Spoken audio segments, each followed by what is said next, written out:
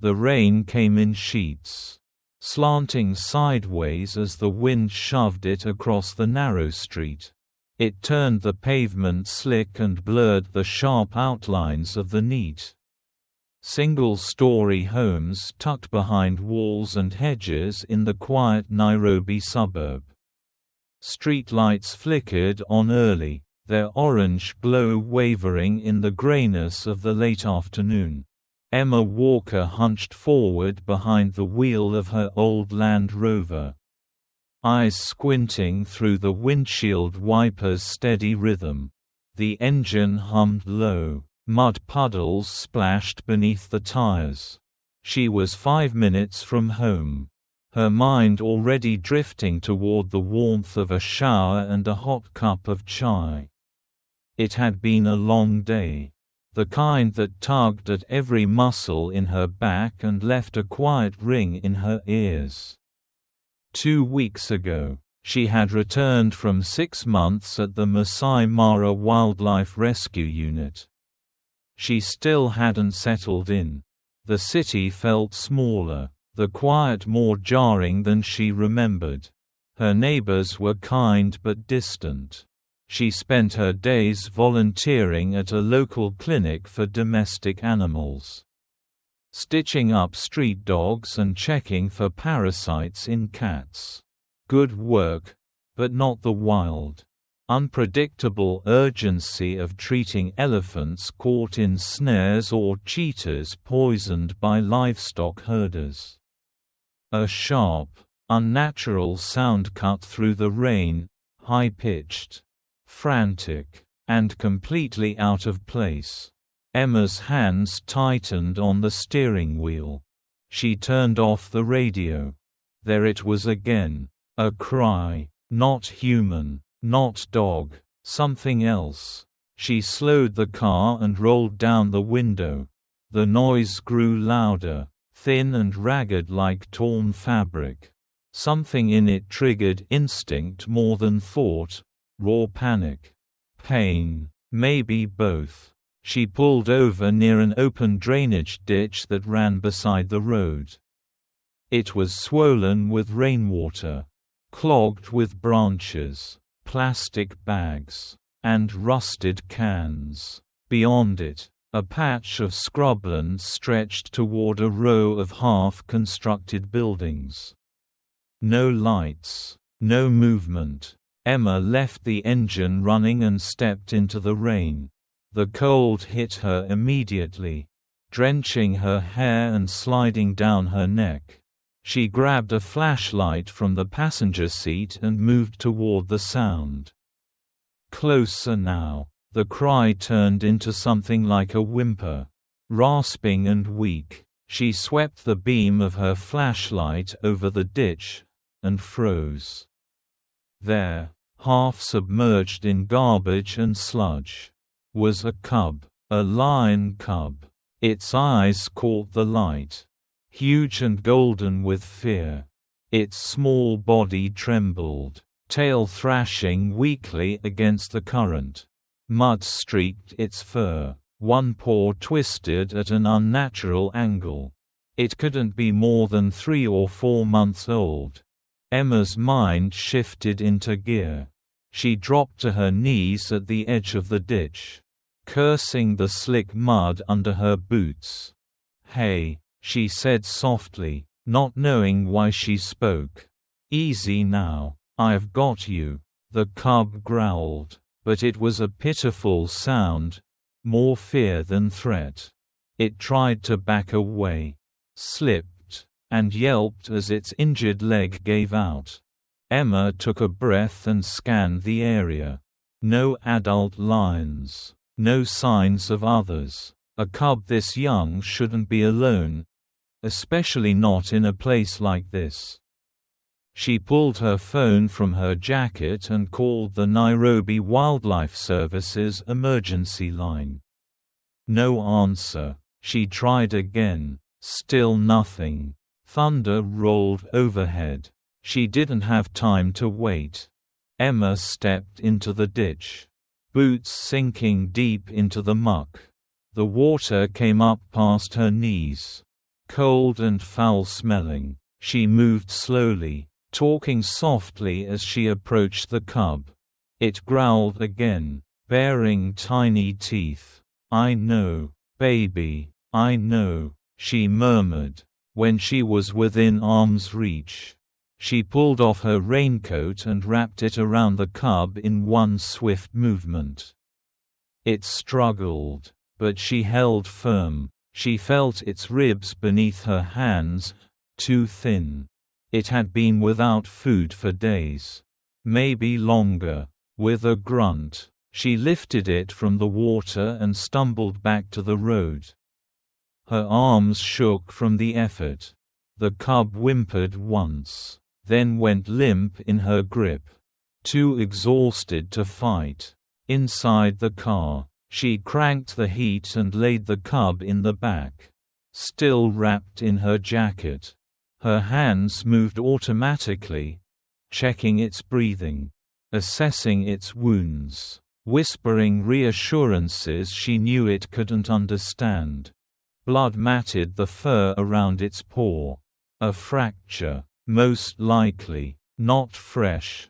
She pulled out her first aid kit and did what she could, cleaned the wound, splinted the leg, and dried it with a towel from the glove compartment. She'd need help, real equipment, antibiotics, X-rays. But first, shelter. Her home was nearby, small, clean, with a converted garage she'd already outfitted as a temporary care space for animals. As she drove, the cub's eyes fluttered open and met hers in the rearview mirror. Still wild, still scared, but not alone. The sky had darkened into a solid slab of gray. Rain hammered down harder now, as if trying to erase the world one drop at a time. Emma stood at the edge of the ditch, soaked to the bone, heart pounding, staring into the water where the lion cub trembled in fear. She knew better than to approach too fast. Injured wild animals, even cubs, could lash out. A swipe from even a small lion's paw could tear skin, break bone. But this one wasn't lashing out. It was barely moving. Its head drooped low. Only its eyes, huge, frightened, and locked onto hers, showed signs of life. Emma took a step forward, stopped, then reached for her phone again. She knew someone who'd come. Jacob. He picked up on the second ring. "Emma, is everything okay? I need your help, now. I found a lion cub. Injured. In the storm drain off Ingong Crescent. Near Ridge View." A pause. "Did you say a lion?" "Yeah," she said, already pulling the flashlight back from her belt. "And it's not going to make it if I don't get it out of here.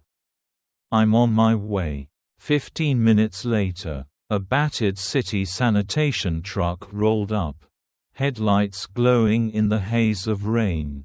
The door creaked open and Jacob jumped out, pulling his hood low. Emma felt something catch in her throat. He hadn't changed much. Still tall, solid, with that quiet calm that had helped her through countless messes when they were in school together. Now he was a sanitation worker, doing the city's thankless work without complaint. They hadn't seen each other in over a year. "You weren't joking," Jacob said as he jogged to her side, eyes widening at the sight of the cub in the ditch. "Holy hell." Emma just nodded, lips pressed tight. "Is it dangerous?" he asked, voice low. "Too weak to be," she replied, "but we have to be careful anyway. I need your help to wrap it in a blanket and lift it out.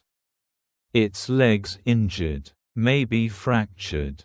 Without hesitation, Jacob turned back to his truck and pulled a thick canvas tarp and an old fleece blanket from the back. He handed the blanket to Emma. They stood together at the edge of the water for a moment. Watching the cub, Jacob broke the silence. "Looks terrified. So would you. Stuck in a gutter with a broken leg and no mom." He nodded. "All right, let's get it out." They stepped down slowly, water sucking at their boots. The reek of trash and oil clinging to the air. The cub twitched when Jacob moved. But didn't snarl. It didn't even raise its head. "I'm going to talk to it while we move," Emma said softly. "Keep things calm." "All right, you take the head. I'll lift the back." Emma crouched near the cub and extended the blanket. "Hey," she murmured. "It's okay. We're here to help you." The cub flinched as the blanket touched its side but didn't fight. Its ribs fluttered with quick, shallow breaths. Jacob stepped in behind, carefully easing his arms under its haunches. Together, they lifted. The cub let out a soft, strangled cry, but still didn't resist, as they wrapped the blanket tighter and brought it toward the bank. Emma felt the sudden sting of tears. The animal was trusting her. It didn't know her name, her intentions, her world, but in that moment, in the middle of a storm, in a ditch full of garbage and rain, it surrendered. It gave in to the warmth of human arms and the promise of something gentler than fear. That trust broke something loose inside her. By the time they laid the cub gently in the tarp in the back of Jacob's truck, she was crying, quietly, steadily, the kind of tears that came not from sadness, but from the unbearable weight of compassion. Jacob saw and said nothing, just stood beside her in the rain, eyes on the cub. "I think it's a boy," Emma said, brushing matted fur from its face. "He's dehydrated, cold, in pain. You got a place to treat him?" She nodded. "My garage. I've got meds, heat lamps, blankets. It's not much, but it'll do." Jacob hesitated. "You sure this is a good idea? What if someone finds out you've got a lion cub in your house?" "I'll deal with it later," she said. "Right now he just needs to live."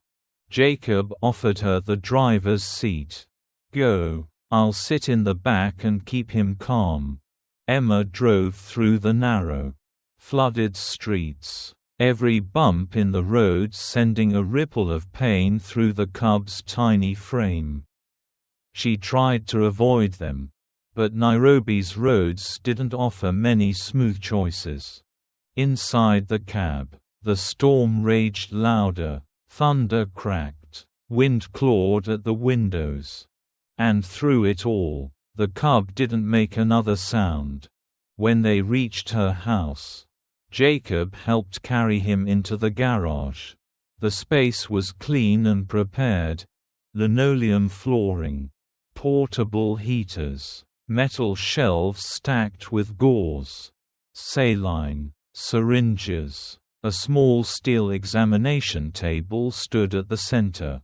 Together, they laid the cub on a towel-lined mat. Emma worked quickly, gloves on. A thermometer slipped under the cub's leg. Antiseptic rinsed over the wound. She trimmed away the matted fur, revealing a deep gash below the knee. She applied a splint, gave an injection of antibiotics and painkillers, then draped a thick wool blanket over his body. "He's stable," she said at last, exhaling. Jacob knelt nearby, watching silently. "You did good." Emma sank to the floor beside him. Her hands were shaking. "I've seen animals in pain before," she said, "but he didn't even try to fight us. That's not normal. That's desperation." Jacob nodded. "You think he got separated from his pride?" "Maybe. Or something worse." They sat there in silence for a few minutes, listening to the wind rattle the metal roof. Jacob finally broke the stillness. "What are you going to do next?" "I'll call Wildlife Service again. Try to find out if anyone's reported a missing cub from a sanctuary or reserve." But honestly, she glanced at the cub, whose breathing had steadied, chest rising and falling slowly. "I don't think anyone's looking." Jacob leaned back against the wall, arms crossed. "Then we take care of him until someone does." Emma looked at him. "We?" He smiled faintly. "You didn't think I was going to leave you alone with a lion cub in your garage, did you?" She laughed, wet, tired, but real. "No," she said, "I guess I didn't." They both looked at the cub again. He was still, but not lifeless, resting now, safe, and somewhere in the middle of the storm. In a quiet garage lit by flickering fluorescent light, a fragile thread of trust had begun to weave itself between a wild creature and the two humans who refused to give up on him. The storm passed by morning, leaving behind a world washed raw and quiet. The sky above Nairobi had turned pale, almost blue, and sunlight filtered in through the narrow windows of Emma's garage, turning the room gold. But inside, all attention was focused on the small bundle of fur curled on a heated blanket, Hope. She'd named him just before dawn, when his breathing evened out and the trembling stopped. The name had come without thinking, rising up from somewhere deep, more a promise than a label. Hope, because that's what he needed. And what she did too. Emma moved softly around the garage-turned-clinic. The walls smelled faintly of antiseptic and the warm, dusty scent of animals. She'd cleaned the cub's wounds again, redressed the leg, and run a hydration line through a small IV taped gently to his foreleg. Now she prepared a bottle of formula, special milk mix laced with antibiotics and a trace of glucose. Hope stirred as she approached, nose twitching, weak mule rising from his throat. "There you are," Emma whispered. "Hungry?" He opened his eyes, those big, haunted eyes, and blinked at her. Then, slowly, he raised his head and gave the softest chuff. Her heart nearly cracked. She knelt beside him, cradling his head with one hand as she guided the bottle to his mouth. It took effort. His jaw trembled, and he barely had the strength to latch. But after a few seconds, he began to suckle, slow, shaky gulps. "That's it," she murmured, brushing a finger over his ear. "Good boy." The first full feeding took 20 minutes. When he was done, he slumped against her leg, belly rising and falling in shallow, sleepy breaths. Emma stayed like that for a while, knees sore, back aching, but still, letting the silence wrap around them like another blanket. The garage had never felt like a clinic before. It had always been a practical space, metal shelves, clean counters, a scale, a fridge. But now, with Hope nestled against her, it felt like something else. A refuge. Jacob arrived later that morning with warm mandazi and a thermos of chai. He stayed quiet when he saw her curled on the floor beside the cub. "How's he doing?" he asked. Voice low. "He took a full bottle," Emma said. "Still weak, but better." Jacob nodded, setting the food down. "You haven't slept." "I couldn't." He crouched beside her. "You want me to stay?" She looked at him and smiled faintly. "Yeah, just for a while." The day passed slowly, marked by short naps, formula feedings, and gentle grooming. Emma trimmed the matted fur around Hope's paws and cleaned out his ears.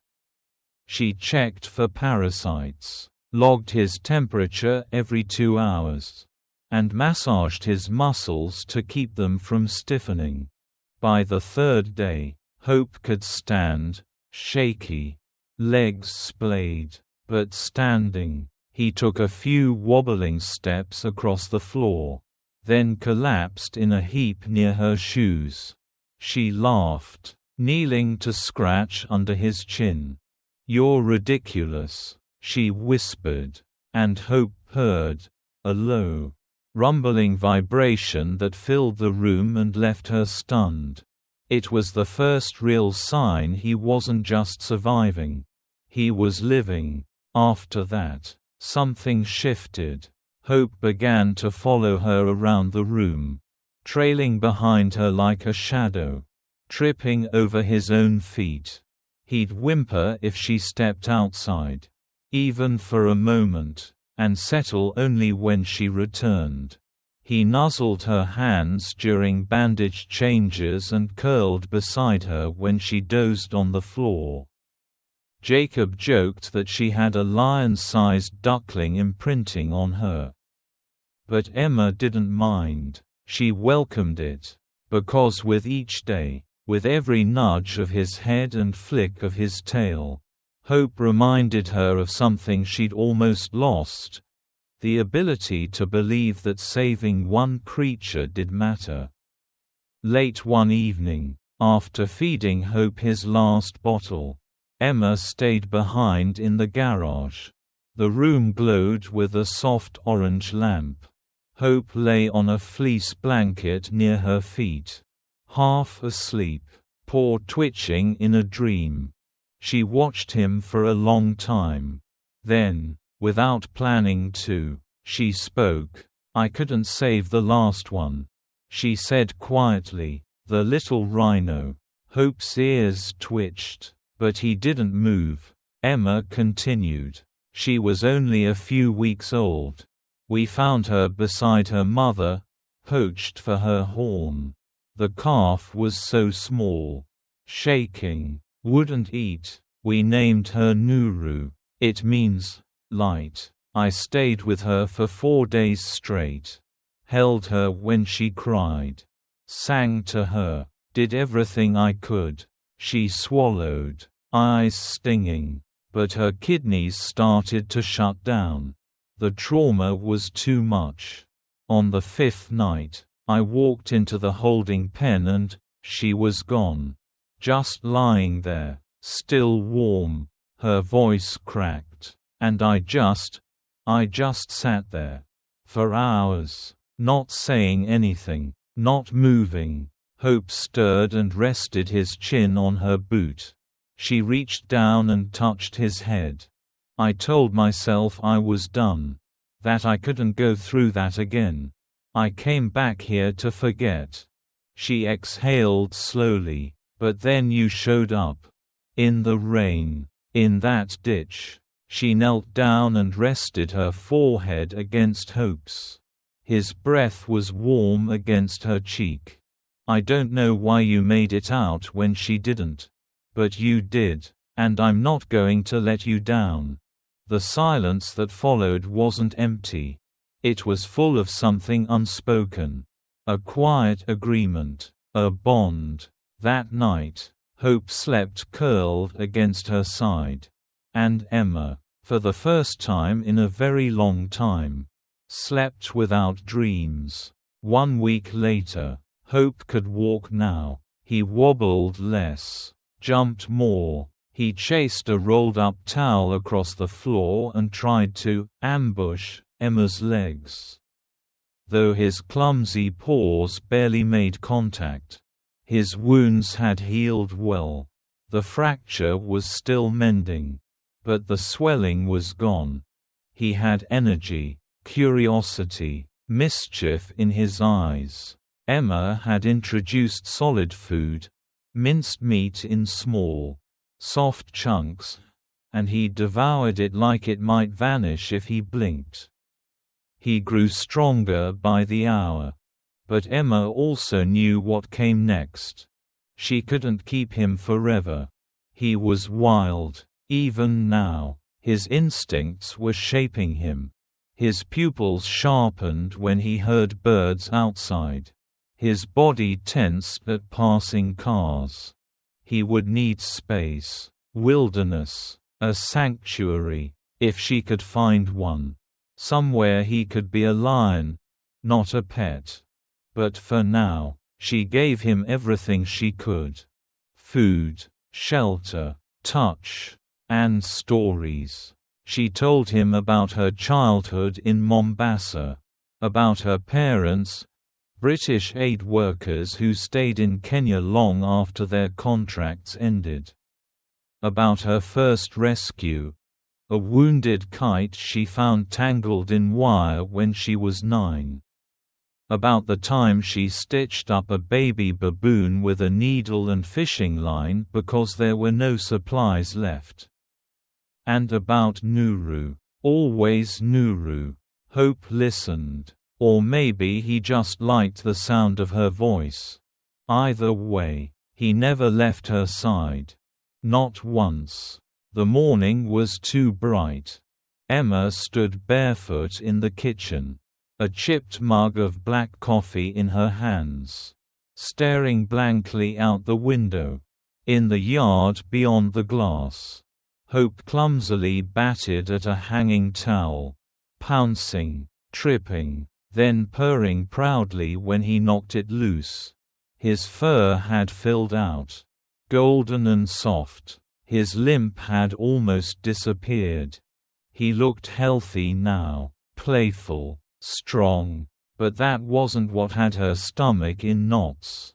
3 days ago, she had finally made contact with the Wildlife Protection Authority. She'd kept it simple. Injured lion cub found alone. Likely abandoned or escaped. She gave only what she had to. Careful not to sound like someone hiding things. Which, in truth, she was. They'd promised to send a field officer. Standard procedure. They'd said, "We just want to check the animal's condition and verify origin." But when the officer arrived, stern, quiet, wearing a khaki vest with too many pockets, he'd brought something with him. A small microchip scanner. Hope had a chip. The beep had been quick. Almost innocent. But the silence that followed had not. The officer stepped back, jaw tight. "We'll need to investigate further," he said. Emma had asked what that meant. He'd avoided a straight answer. The next morning, she got a call. Hope's chip had been flagged in a wildlife trafficking database. He wasn't born in the wild.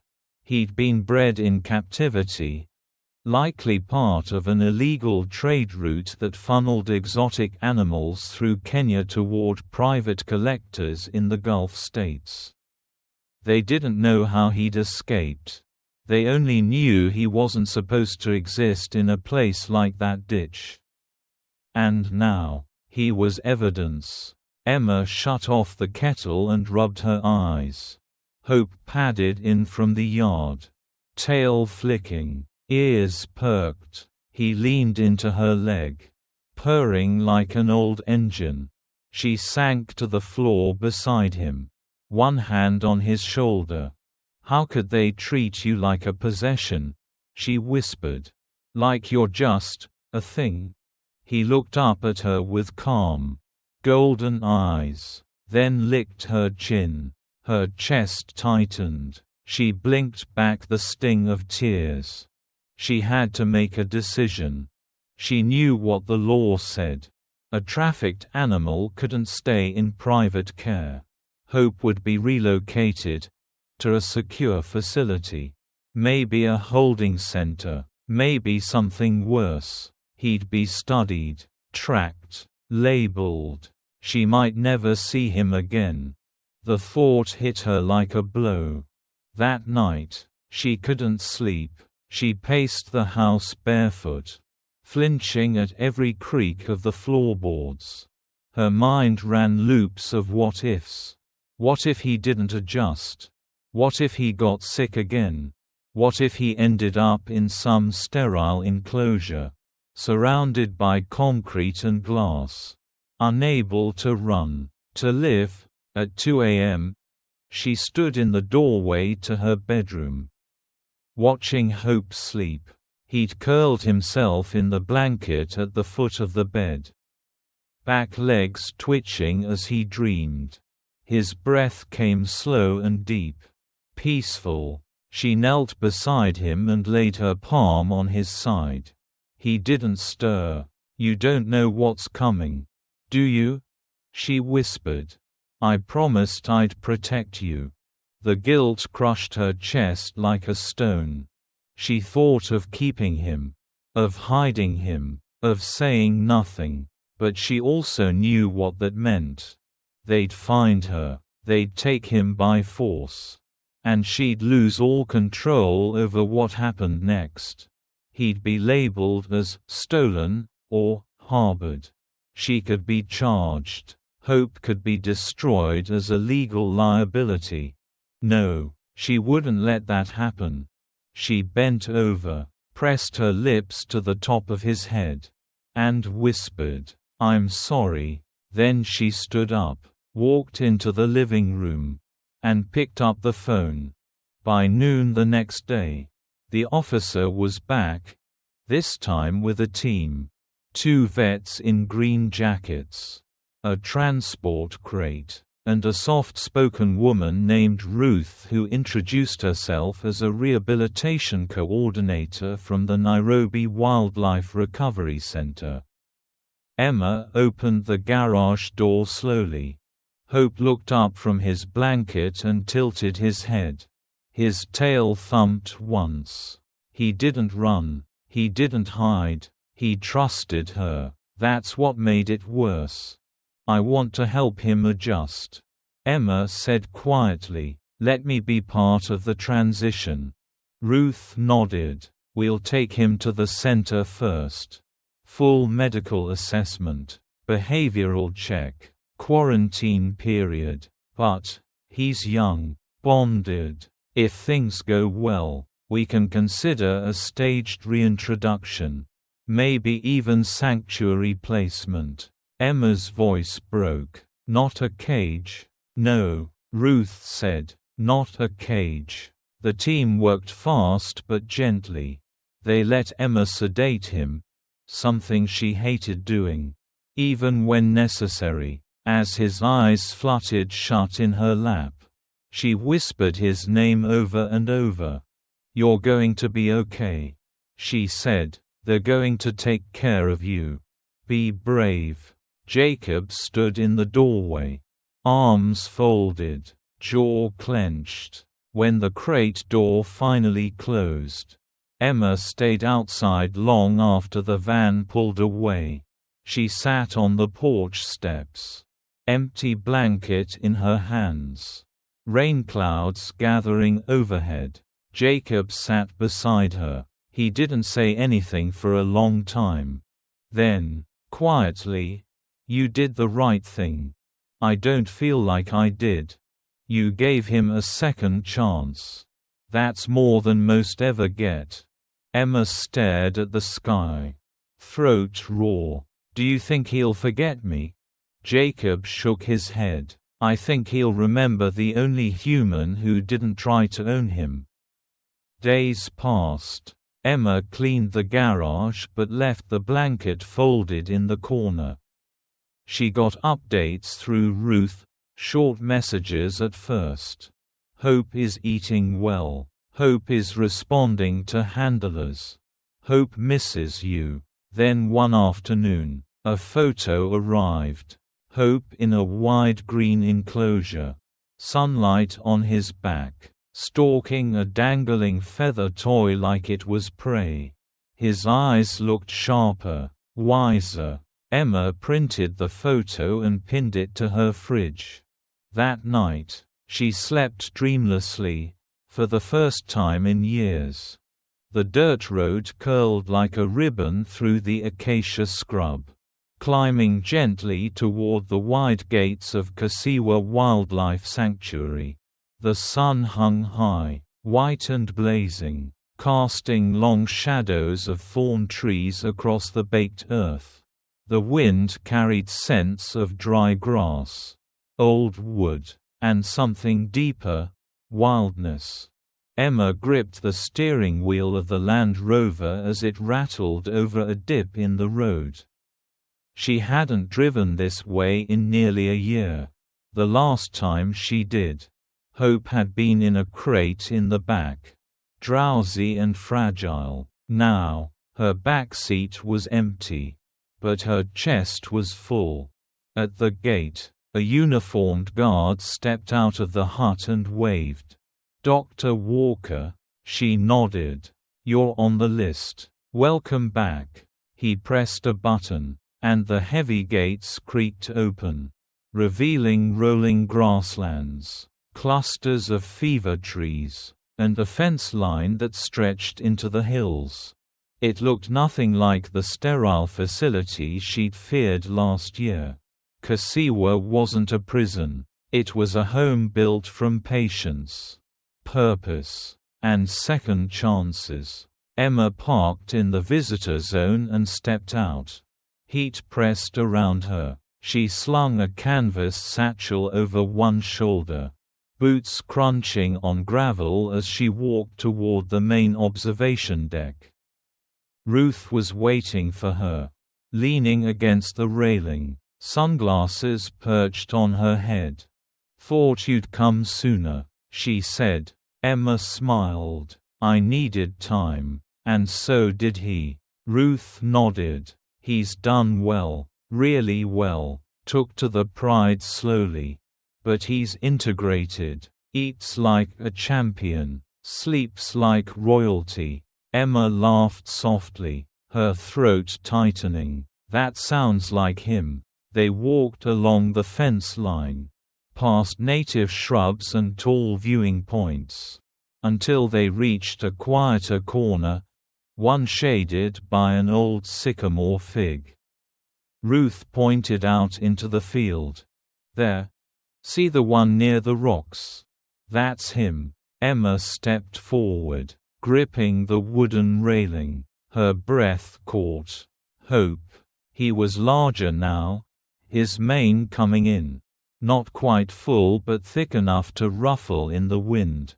His body had lengthened, muscles rolling smoothly beneath his golden coat. He moved with ease, power, and confidence, flanked by two other young lions.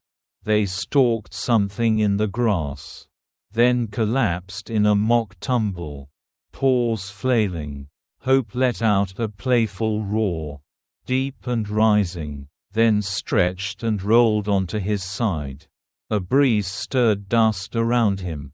"I almost don't recognize him," Emma whispered. "But he recognizes you," Ruth said. "Watch." Emma cleared her throat and spoke. Soft but firm. "Hope." The name traveled through the air, carried over the grass and sun. At first, the lions didn't react. Then Hope froze, ears flicking. His head snapped up. His eyes searched the fence line. Emma stepped closer and called again. "Hope." He stood up. A beat. Then, he ran. He bounded through the tall grass with the reckless joy of something unbroken. Dust flew behind him. His pridemates trotted after, confused, then gave up.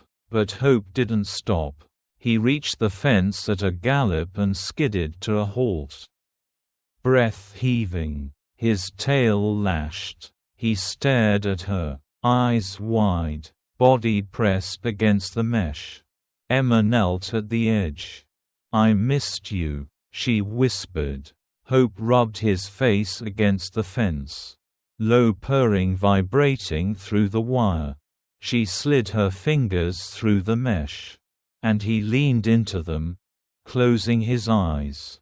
Head bowed. She had no words for the storm in her chest. Just this moment. This impossible, perfect moment. "You brought hope back to both of us," she said. "You saved me too." Hope let out a low, soft sound, a greeting, a memory. They stayed like that for a long time. Sun shifting above them. Ruth didn't interrupt. Staff passed by in the distance but didn't intrude. The world narrowed down to one lion, one woman, and the bond they had forged in a storm-soaked ditch long ago. When it was time to go, Emma stood slowly. Hope didn't cry out. He just watched her, calm, trusting, strong. She touched the fence one last time. "You're where you're meant to be." Then she turned and walked back down the path. Not hurried, not broken. The sun was setting now, laying gold across the landscape. Long shadows stretched behind her. And ahead, the sanctuary opened wide into the horizon. As she reached the edge of the viewing platform, she turned once more. Hope stood on a rise, watching her, proud, whole, free. The camera zooms out, slowly, rising above the sanctuary, revealing the vast land, swaying grass, scattered trees, the shapes of lions moving together in the fading light. A place of healing, a place of beginnings, where one abandoned life had grown into something fearless. And where, for the first time in a long time, hope lived wild and free. Thank you for watching the video. If you enjoyed it, please comment 1. And if you didn't, just hit like. See you in the next videos.